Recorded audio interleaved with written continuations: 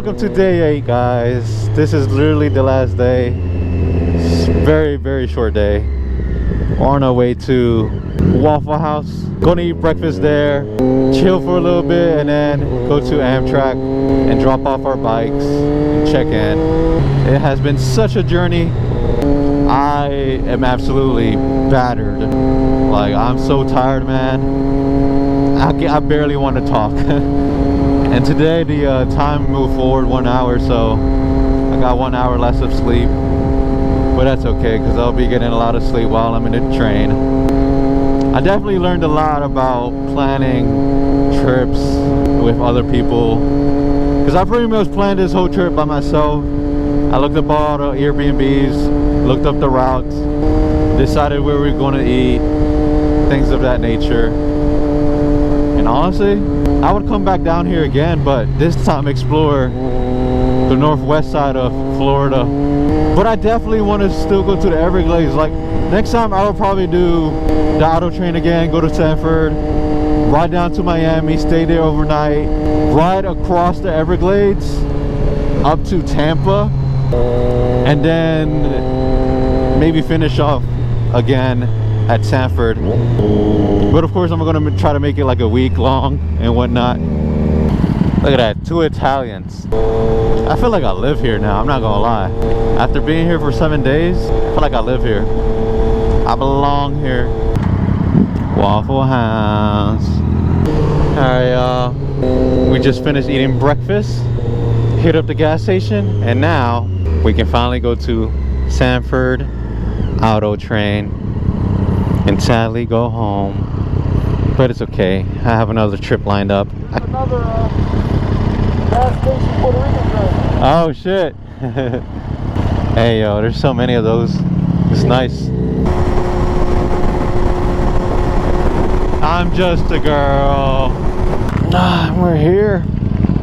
We got the bikes loaded up same way as the first time, and then here's a menu in case anybody's interested. Alright, we are leaving the train station, finally heading home. Unfortunately heading home now. I don't want to go home, but as always, I'm hoping that you guys enjoyed the little series as much as I enjoyed myself. I can't wait for the next one.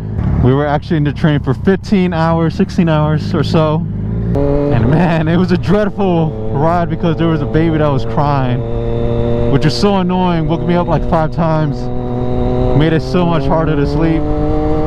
Back in DC. Oh man, my nuts are cold, which is rare.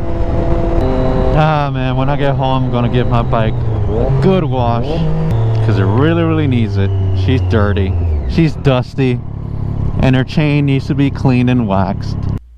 Alright, now let's talk about the cost of this trip. So to sum it up, this trip was 7 nights. So I want you guys to keep in mind that it was 3 of us. So I'm going to split the cost of the train and also of the Airbnbs between 3 people. So first off, let's talk about the train. So with the train, with Amtrak train, you have to buy your ticket, and then you also have to buy the transport for your bike separately. So in total, for all 3 of us to get the ticket and also to get the bikes to Florida, it was $1,581. Now divide that between 3 people, it would be $527. All right, so keep that in mind. $527 for 1 person to get to Florida. Next up, Airbnbs. So for most of the nights we stayed in Airbnbs, but for 2 nights we stayed in a hotel lodge on the water in Key West. The hotel lodge was the most expensive place that we stayed at, naturally, because it's Key West. Okay, so in total for Airbnbs, it was $1,275. Now divide that by 3, it was $425 for 1 person. Now let's talk about gas, food, drinks, and lastly, activities that you might want to do For example, jet skiing, parasailing, water activities, museums, things of that nature, that'll cost a lot more. But I am not going to get into that because that is all solely up to the person, right? I'm just going over the general cost, like the necessities. So typically for food, you would have to pay for like 40 to 60 a day. It's all up to you, right? And then for gas, it would probably be like $10 a day. So because we stayed 7 nights, I'm gonna go ahead and say gas was up to like $80. Okay. And that's $80 for one person. Give or take, right? It could, if you ever do this trip, it could be more, it could be less, right? That's just an estimate.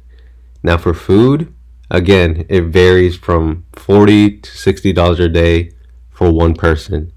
So I'm gonna just go ahead and put the lowest number as 40, multiply that by 7, and it comes out to be 280. Souvenirs, things of that nature, I didn't get any of those. I personally don't really do souvenirs, but yeah. So let's go ahead and total up the total number for one person. So let's go ahead and add 527 for one person, right, for the train ticket and to get the bike transported to Florida. And then Airbnb's 425 for one person. Gas, $80 again for one person. And then food, again, I'm gonna say 40 times 7, which is 280, which totals up to 1,312. So that's how much you can expect to spend on a trip like this.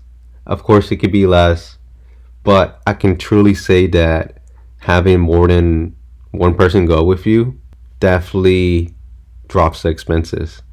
I can say that for sure, especially for the Airbnbs. So again, this number can vary for you. You could eat less, you could eat cheaper, etc. You can stay at cheaper places, things of that nature. But that's a range of how much you can expect to spend on a trip like this. Alright, y'all. I'm gonna end the video here. If you made it to the end, like, share, subscribe, comment, all that good stuff. See you guys at the next trip. Peace out.